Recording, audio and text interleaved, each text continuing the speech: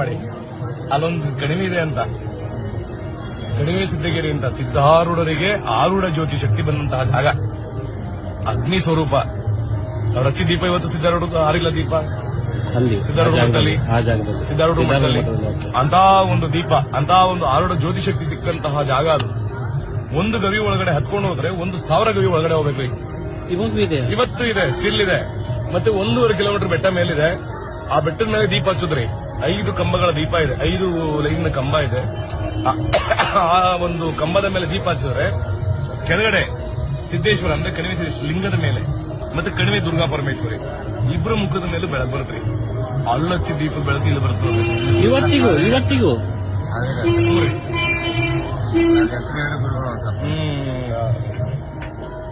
ಕಣಿವೆ ಸಿದ್ದಗಿರಿ ರಟ್ಟಿಹಳ್ಳಿ ಅಂತ ಬರುತ್ತೆ ನೋಡ್ರಿ. ರಟ್ಟಿಹಳ್ಳಿಯಿಂದ ಒಂದು 4 ಕಿಲೋಮೀಟರ್ ಒಳಗಡೆ. ಬಹಳ ತಪಸ್ವಿ ಜಾಗ.